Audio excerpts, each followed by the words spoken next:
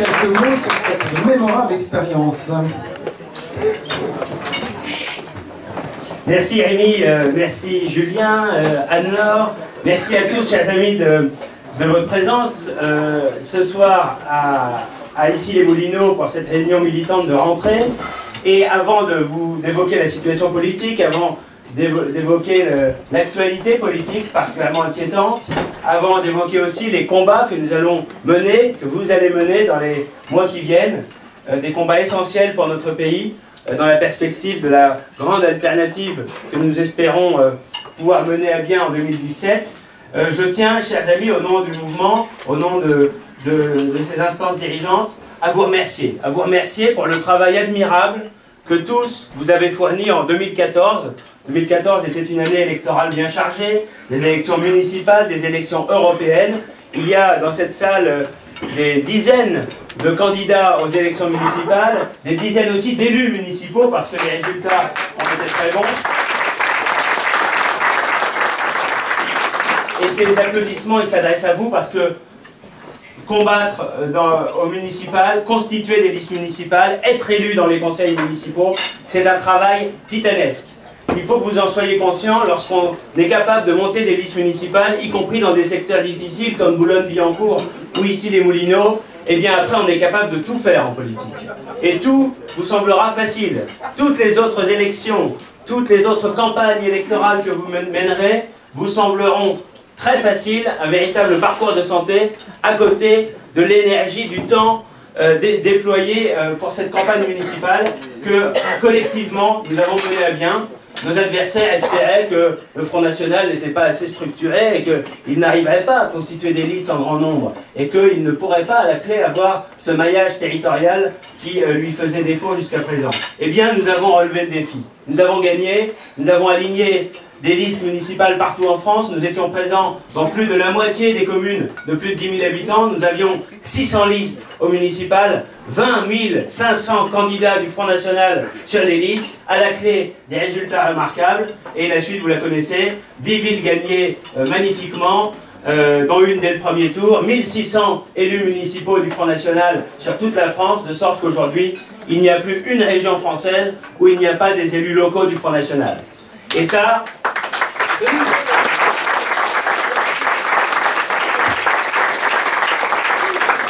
chers amis, c'est votre succès collectif. C'est l'énergie déployée sur les marchés, le travail militant, les nuits dans le froid à coller des affiches, le temps passé à convaincre un certain nombre de personnes d'accepter de figurer sur nos listes et de remplir les fameux Cerfa. Vous en avez mangé des Cerfa, hein?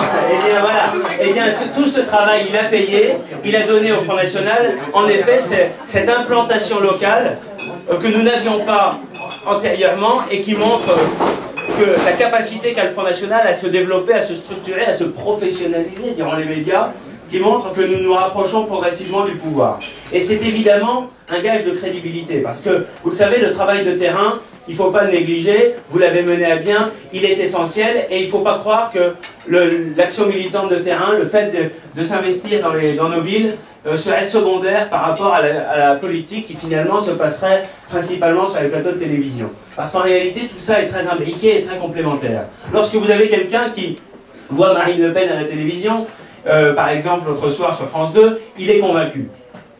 Ça lui plaît, il est d'accord, et il se dit, bah, cette fois-ci, je voterai Front National, enfin la prochaine fois. Et puis après, il y a deux cas de figure. Ou bien, le lendemain, la vie reprend ses droits, les préoccupations du quotidien, il faut boucler la fin de mois, il faut payer son loyer, il faut s'occuper de sa famille, et puis on oublie un peu la politique, et puis celui-là, peut-être que 2 ou 3 mois après, au moment des élections départementales, eh ben, il va oublier d'aller voter, parce qu'il aura autre chose à faire. Alors que si, le lendemain, il voit les affiches en sortant de chez lui du Front National collées sur les autoponts, qu'il voit le militant, le responsable local du Front National en train de distribuer des tracts sur le marché qui dit justement que nous sommes prêts à gouverner. Si d'un seul coup il voit que le Front National existe dans son environnement quotidien immédiat, eh bien non seulement ça va le renforcer dans sa conviction, mais cet électeur potentiel, vous allez peut-être le transformer en électeur actif, qui va lui-même être un agent électoral, qui va lui-même convaincre certains de ses amis, et puis peut-être le lendemain, non seulement en électeur, mais en adhérent, en militant, et qui sait peut-être en candidat. C'est-à-dire que vous allez transformer quelqu'un qui était passif et qui n'était même pas un électeur du Front National en quelqu'un qui va participer à cette bataille politique à nos côtés. Et ça, ce travail de terrain, ce relais de terrain de l'action qui est menée au niveau national et dans les médias, eh bien, il est absolument fondamental et il repose sur la qualité humaine de notre organisation. Parce que la crédibilité, c'est pas seulement d'avoir des gens qui sont capables d'être ministres, même si c'est très important. C'est pas seulement d'avoir un programme qui soit une alternative sérieuse, crédible, affinée, chiffrée, comme Marine Le Pen l'a fait en 2012, elle était la seule candidate à présenter un programme complet, chiffré, mais ça ne suffit pas. Il faut aussi avoir l'organisation humaine qui donne la crédibilité. Que les Français se disent, bah, le Front National, ils ont raison, et puis moi je connais l'élu municipal du Front National dans mon coin, et ben, c'est un type super. Il bosse bien et il dit la vérité. Avant, on ne savait pas ce qui se passait au conseil municipal. On ne savait pas qu'il voulait construire une mosquée. Il ne savait pas qu'il faisait du clientélisme à coups de millions d'euros. Eh bien, depuis qu'un élu bleu marine au conseil municipal, eh bien, on est informé dans sa tribune tous les mois, comme Anne-Laure tout à l'heure, il dit la vérité, l'élu du Front National. Et puis, il va sur le marché pour dénoncer les malversations, dénoncer les dérives politiques de la politique municipale ou départementale ou régionale. Et ça, c'est fondamental. Parce que si les Français voient que le Front National est à leur côté de façon concrète, de façon immédiate, eh bien, c'est le meilleur argument électoral qui soit. Parce qu'aujourd'hui, ils le voient, ils ont le PS et l'UMP qui les utilisent à chaque élection, qui les manipulent, qui leur mentent, qui les trahissent aussitôt après, ce qui les écœure d'ailleurs, c'est pour ça que beaucoup de nos compatriotes progressivement se réfugient dans l'abstention. Mais si à l'inverse, ils voient des gens qui, de façon désintéressée, s'intéressent encore au peuple de France, à ses souffrances, et est au chevet du peuple de France, eh bien, ça peut susciter un engouement absolument extraordinaire. Et ce travail-là, c'est le travail de la communauté militante, du peuple, du Front National que vous êtes. Et ce travail, sachez-le, il est irremplaçable.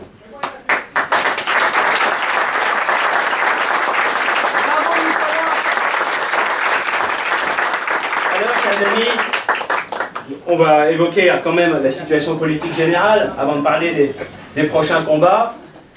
Le Front National, dans ce contexte politique général, il a changé de statut. Nous étions un mouvement politique avec un potentiel électoral important. Nous sommes maintenant une force installée. Premier parti de France au soir des élections européennes. C'est une responsabilité, c'est une exigence. Et nous devons, nous, le vivre comme ça. On a le droit de se réjouir, de se féliciter, de se congratuler. On l'a fait le 25 mai au soir et on avait bien raison. Et c'était mérité. Mais c'est une exigence parce que si les Français, de plus en plus nombreux, se tournent vers nous, écœurés par le PS aujourd'hui, écœurés par l'UMP hier, eh bien il faut évidemment, nous devons leur redonner espoir et surtout être à la hauteur. Et surtout ne pas les décevoir. Et c'est tout l'enjeu des mois à venir, c'est tout l'enjeu de la préparation des élections intermédiaires en 2015 et déjà des échéances de 2017, c'est de ne pas décevoir les Français. De leur montrer que nous sommes capables, nous, de leur redonner espoir et surtout, ensuite, s'ils nous confient les rênes, s'ils nous confient les responsabilités, eh bien d'agir concrètement à leur service. Tout ne se fera pas en un jour, bien sûr, mais nous agirons concrètement, efficacement à leur service, contrairement à ce que font les autres. Et d'ailleurs, les victoires municipales nous en ont offert la possibilité, et avec les peu de moyens qu'ils ont, avec le faible pouvoir qu'est celui d'un maire, eh bien déjà, dans nos municipalités, les impôts baissent, la sécurité s'améliore, les subventions inutiles à des associations qui ne servent à rien ont été supprimées, etc. C'est un certain nombre de petits gestes d'attention à l'égard des Français, de respect pour les Français, de respect pour leur portefeuille, qui est en plus bien peu garni en ce moment, de respect pour, finalement, les sacrifices que consentent nos compatriotes par l'impôt, qui a un niveau extrêmement élevé dans notre pays. Eh bien, ça mérite en retour que les politiques soient exemplaires. Et les municipalités que dirige le Front National aujourd'hui vont pouvoir, dans 6 ans, et peut-être même bien avant, présenter un bilan exemplaire, montrer que nous sommes capables de gérer une ville, et si nous avons des bons principes de gestion de bons pères de famille, comme on dit, eh bien nous serons capables, bien sûr, de les transposer dans la gestion d'une région, peut-être demain, et bien sûr, dans la façon de gouverner après-demain notre pays, parce que c'est ça l'objectif. Nous ne faisons pas la politique pour témoigner, nous ne faisons pas la politique comme un passe-temps, nous le faisons d'abord avec la volonté ferme de changer les choses, c'est-à-dire d'accéder aux responsabilités. Et de ce point de vue-là, le Front National a changé de nature. Non pas que ceux qui nous ont précédés dans les combats, parfois depuis des décennies, n'avaient pas comme objectif final de gagner. Mais de fait, ils n'étaient pas en situation. C'est ce que Jean-Marie Le Pen expliquait quand il disait que son rôle à lui, c'était le premier étage de la fusée. Installer le Front National dans la vie politique, le rendre incontournable, lever les tabous, dire la vérité, honneur à ceux qui ont mené cette mission. Et puis aujourd'hui, avec Marine, c'est le deuxième étage de la fusée, accéder au pouvoir.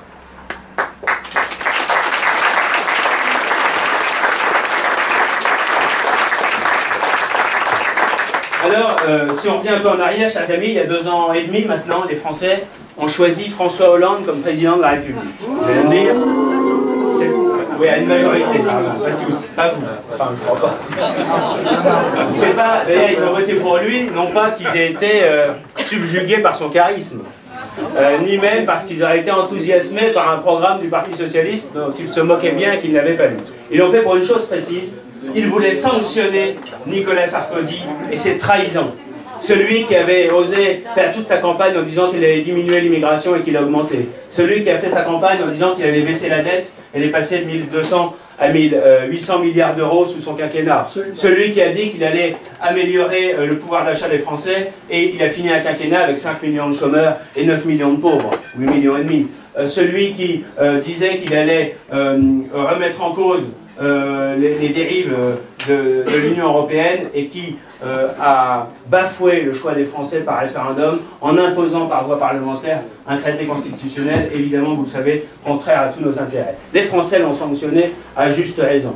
Et évidemment, en choisissant la gauche, par défaut, parce que nous n'étions pas encore, malgré les bons résultats, en situation d'accéder au pouvoir, eh bien, ils ont évidemment été déçus aussitôt par cette gauche qui n'a même pas eu d'état de grâce, qui n'a même pas bénéficié, ne serait-ce que pendant quelques dizaines de jours, d'un certain crédit. Et depuis, la cote de popularité de François Hollande s'effondre tout doucement. Elle est passée de 53% à aujourd'hui 13%. La seule question, c'est de savoir quand est-ce qu'il va passer sous la barre des 10. Et puis après, il se trouvera du pétrole. Alors, cette situation, on peut s'en amuser et on peut même se réjouir de voir François Hollande dans un état aussi pitoyable. Mais les premiers qui trinquent, c'est pas François Hollande et son gouvernement. Eux, ils sont bien au chaud sous les lambris dorés des ministères et de l'Élysée. Ceux qui trinquent, c'est vous. Ceux qui trinquent, ce sont les Français qui souffrent de ces politiques parce qu'on a un gouvernement prétendument socialiste qui mène la politique la plus antisociale que la France n'a jamais connue, où c'est les classes populaires et les classes moyennes qui trinquent en permanence, et c'est la grande finance et les grands groupes qui, eux, tirent profit de cette situation, parce que nous sommes, dans notre pays, totalement soumis à un mondialisme ultralibéral qui fait des ravages. C'était vrai avec Sarkozy, ça l'est autant, ni plus ni moins d'ailleurs, avec Hollande aujourd'hui. Et d'où la nécessité de convaincre les Français que le vrai choix, il n'est pas entre l'UMP et le PS, il n'est pas, comme le présentent les médias à chaque fois, entre la droite et la gauche, il est entre les mondialistes qu'ils sont et les patriotes que nous sommes. Et c'est ça le vrai choix qui s'offre à nos compatriotes, soit poursuivre dans la voie du mondialisme ultralibéral, terminer dans le monde merveilleux de M. Attali, le nouvel ordre mondial, la mobilité absolue des personnes, où vous serez, si vous avez de la chance, au mieux un acteur économique, au pire un produit économique, c'est-à-dire un esclave, avec toutes vos libertés les plus fondamentales, votre identité qui sont bafouées. C'est ça leur projet. Et bien nous, notre projet, c'est de retrouver notre identité, toute notre identité, retrouver notre souveraineté nationale, retrouver la fierté d'être français, retrouver un État qui défend les plus faibles, qui défend les familles, qui défend les entreprises, qui défend ceux qui créent des emplois et qui les aide à créer des emplois non délocalisables comme le font les PME et les PMI, à l'inverse de grands groupes qui n'ont qu'un seul objectif, faire du profit évidemment au détriment des salariés, parce que leur objectif étant purement financier, eh bien ils se moquent éperdument des ravages sociaux qu'ils peuvent susciter. Le Parti Socialiste avait dit pendant la campagne présidentielle, vous vous souvenez, mon ennemi, François Hollande avait dit, mon ennemi c'est la finance. Bon, on a vu ce qu'il en est advenu, M. Macron est aujourd'hui le ministre de l'économie et des finances, M. Macron est un banquier, et évidemment, on a aujourd'hui la démonstration absolue que de ce gouvernement socialiste, il n'y a rien à attendre. Rien à attendre en tout cas de bon. La grande finance continuera à se gaver, les groupes du CAC 40 continueront à payer 8% d'impôt sur les sociétés, lorsque nos PME, quand elles ont encore la chance de payer des impôts, en payent 22%, parce que la plupart du temps, elles ne font même plus de bénéfices, tellement elles sont en difficulté. Il est certain que la situation va continuer à s'aggraver, mais il est certain aussi qu'il n'y a rien à attendre de Sarkozy. Il n'y a rien à attendre de l'UMP en général. Il n'y a rien à attendre de Juppé non plus. Ces gens-là arrivent aujourd'hui en disant on est l'alternative. On sait qu'il n'y a rien à en attendre. Pourquoi? Parce que ces gens-là ont été au pouvoir, ont mené la même politique. Et évidemment, si Sarkozy revient, eh bien, il fera peut-être en pire ce qu'il a fait pendant son quinquennat. Et ça, évidemment, il faut que les Français en soient conscients. Je crois qu'ils en sont conscients. Ils ne veulent pas du retour de Sarkozy. Tout ça, en plus, obéit davantage à un calendrier judiciaire qu'à un calendrier politique. Et quand on voit Sarkozy et Juppé qui se bagarrent pour obtenir l'investiture de l'UMP à la présidentielle, ça fait quand même sourire. Vous avez d'un côté l'ancien condamné, et puis de l'autre côté le futur condamné. Vous avez l'homme... Vous avez l'homme des emplois fictifs et l'homme des factures magouillées. Voilà, c'est pas réjouissant. Parce que justement, cette UMP et ce Parti Socialiste sont les deux faces d'une même pièce, eh bien nous devons nous montrer qu'une autre voie est possible dans tous les domaines. Donc, en matière économique, bien sûr, en établissant un vrai protectionnisme, des quotas, des droits de douane, des contingentements, comme en font tous les pays du monde. Il faut arrêter de nous dire qu'on sera bunkérisé, que ce sera terrible, qu'on vivra dans l'austérité, que le soleil arrêtera de briller. Non, la France a rayonné à travers le monde, a commercé à travers le monde infiniment plus peut-être qu'elle ne le fait aujourd'hui, quand elle avait la maîtrise de ses frontières. Parce que c'est quand on est fort chez soi qu'on peut justement rayonner. C'est quand on est fort chez soi qu'on peut s'ouvrir aux autres. Alors qu'aujourd'hui, on est tellement affaibli par cette Union européenne dont le dogme de la libre circulation des capitaux, des biens et des personnes, le deuxième dogme de la fameuse concurrence libre et non faussée, ouvre l'espace européen à tous les vents de la mondialisation, comme aucun ensemble économique dans le monde ne le fait. On nous dit que c'est très bien, que c'est normal, il faut l'euro, monnaie unique, qui évidemment surévalué, qui ne sert guère que les intérêts de l'Allemagne, et encore, pour combien de temps. On nous dit qu'il faut ouvrir grand nos frontières, que c'est très mal de faire du protectionnisme, mais enfin, le Japon fait du protectionnisme, la Chine fait du protectionnisme, les États-Unis font du protectionnisme, alors pourquoi nous ne pourrions pas en faire? Pourquoi nous n'aurions pas le droit de défendre notre économie, de défendre nos industries, de défendre nos salariés, alors que tout le monde le fait? On voit bien que l'idée de l'Union européenne, l'idée de Bruxelles, à la source, a pour objectif premier de créer un vaste espace où la grande finance fait ce qu'elle veut et où les peuples sont réduits à néant. C'est de ça dont il s'agit, ni plus ni moins. C'est passer au-delà des questions d'organisation, de structure politique ou institutionnelle. C'est à proprement parler un enjeu de civilisation et une vision de l'homme. Nous, notre vision de l'homme, c'est, nous pensons qu'il faut défendre l'identité des individus. C'est d'ailleurs pour ça que nous défendons la nation avec acharnement, parce que nous savons que la nation reste le cadre protecteur de nos libertés fondamentales. De la même façon, nous défendons la famille, qui est attaquée parce que c'est la cellule de base de la société. Elle est attaquée aujourd'hui par le gouvernement pour cette raison-là. Les mondialistes s'attaquent à tout ce qui fait, tout ce qui constitue l'identité des individus. Et d'ailleurs, nous avons aussi, face à ce gouvernement socialiste, bien des combats à mener pour défendre la famille. Il y en a un certain nombre d'entre vous, sans doute, qui iront le 5 octobre prochain combattre la marchandisation des corps. Oui, la PMA et la CPA qui seront des conséquences directes et naturelles de la loi Taubira que nous avons combattue. J'en profite d'ailleurs pour rappeler, puisqu'on a Sarkozy et Juppé qui reviennent en fanfare, ou qui essayent en tout cas, eh bien, nos positions là-dessus sont très claires. Nous abrogerons la loi Taubira. Oui.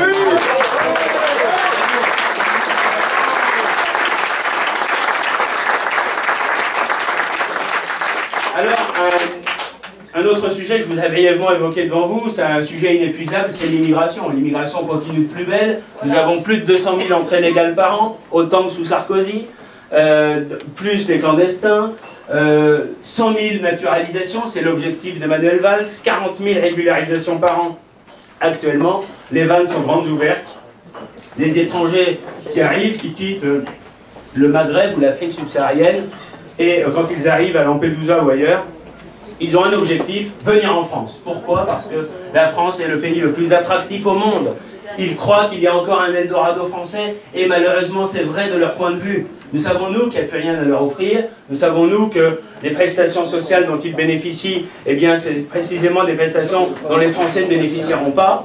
Mais parce que nous restons d'une générosité absurde à l'égard de ces populations étrangères, eh bien, ils continuent de venir massivement. Et cette immigration qui a été voulue, elle encore, par la grande finance, pour peser à la baisse sur les salaires et les droits sociaux des travailleurs français, aujourd'hui, elle crée le communautarisme. Elle crée le délitement de la cohésion nationale. Elle crée l'insécurité, bien sûr. Alors, quand on dit ça, oh, mais non, c'est très mal, c'est raciste, mais pas du tout. Allez voir la population carcérale. Quand on visite n'importe quelle prison, on se rend compte du lien absolument évident et limpide, statistique, mathématique, entre cette immigration massive et l'insécurité qu'elle génère. Et aujourd'hui, nous sommes dans l'étape d'après. Après l'insécurité, après le chômage, après le communautarisme, nous avons maintenant des factions islamistes radicales qui se développent en France et qui envoient des combattants djihadistes en Irak et en Syrie. Voilà où on en est. Et quelle est la réponse gouvernementale? Souvenez-vous des propos de M. Cazeneuve, il propose un numéro vert. Un numéro vert en expliquant que les jeunes Français doivent rester en France parce qu'il y a tant de combats à mener dans la République. Mais qu'ils se rassurent, hein. Si jamais ils reviennent, c'est pas pour la République qu'ils se battront. Cette situation est dramatique et on le sait que les solutions existent. On sait qu'il n'y a rien d'inéluctable. Il suffit de déchoir d'abord les délinquants et les criminels étrangers, d'origine étrangère, de leur nationalité.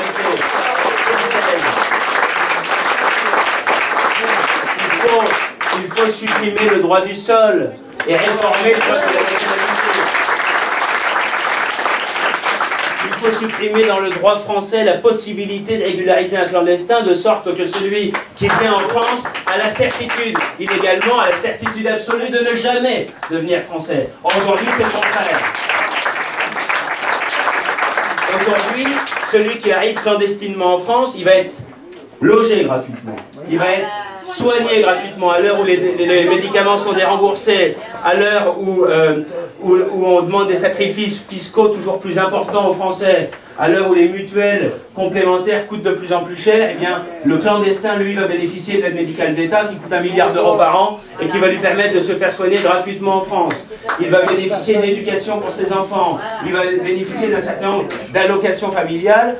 Eh bien, il faut inverser cela. Il faut que celui qui vienne en France illégalement a la certitude absolue d'être conduit dans son pays. Point final.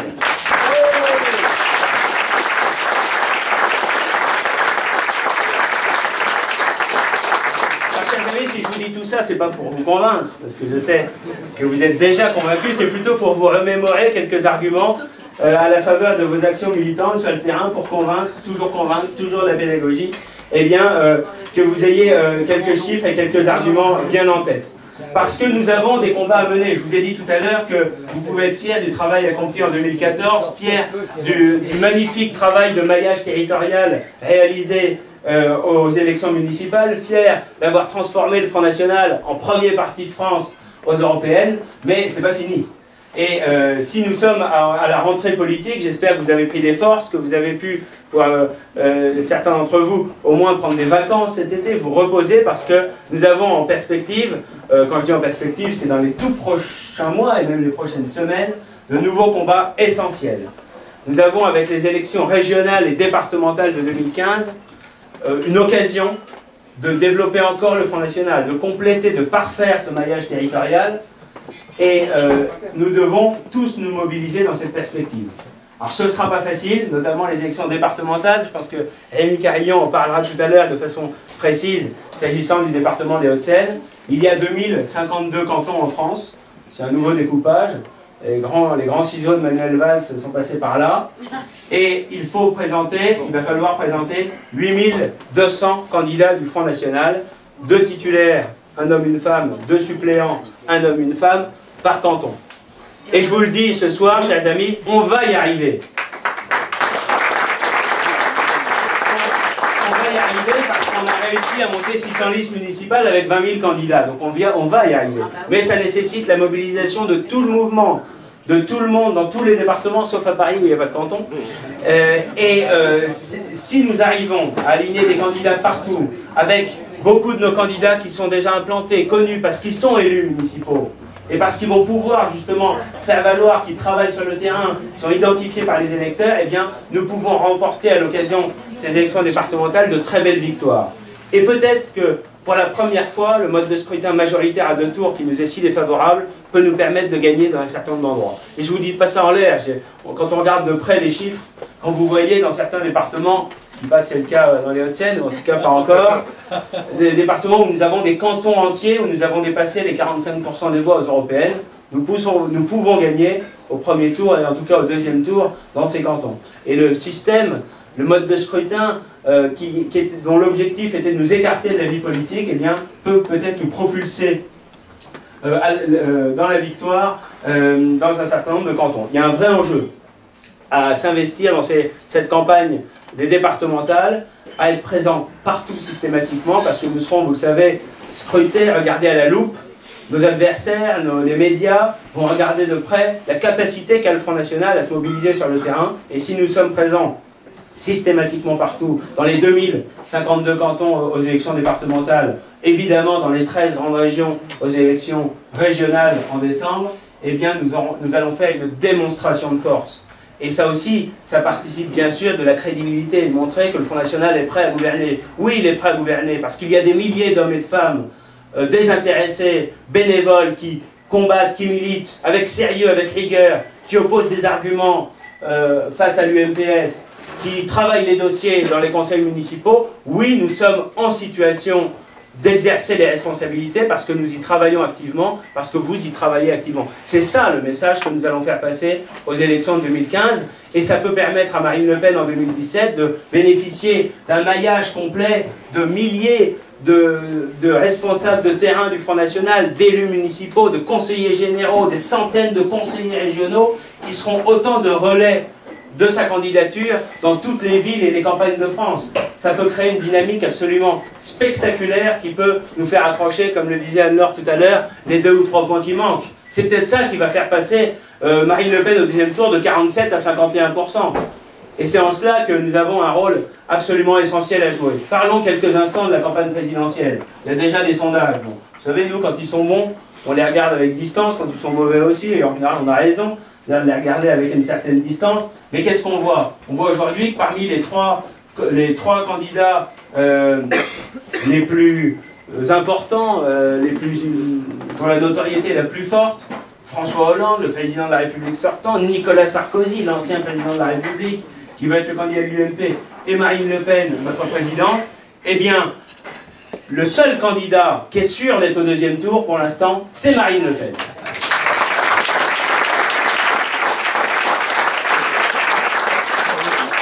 Pour nous, l'enjeu, c'est pas d'avoir les signatures et d'être présent. C'est même pas d'arriver à se qualifier pour le second tour. L'enjeu pour nous, c'est de gagner au deuxième tour. Et nous pouvons gagner au deuxième tour. Les sondages disent même que face à François Hollande, on l'emporterait très largement. Eh bien, il faut faire en sorte, et là, nous avons 2 ans pour y parvenir, faire en sorte que face à François Hollande, on l'emporte très largement, et face au candidat de l'UMP, on l'emporte très largement aussi.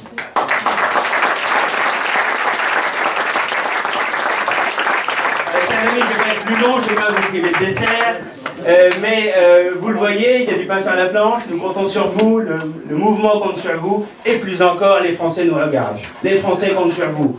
Ils voient le Front National non seulement comme un espoir, mais souvent comme le dernier espoir, écœurés, légitimement écœurés qu'ils sont par le spectacle de la politique depuis des décennies. Ils voient le Front National enfin comme une force capable de les défendre, capable de les faire respecter à nouveau dans leur propre pays. C'est avec cette exigence que nous allons mener les prochains combats. C'est avec, en portant fièrement la flamme de la résistance française que nous allons aller à la bataille. Et soyez-en sûrs, la victoire est au bout.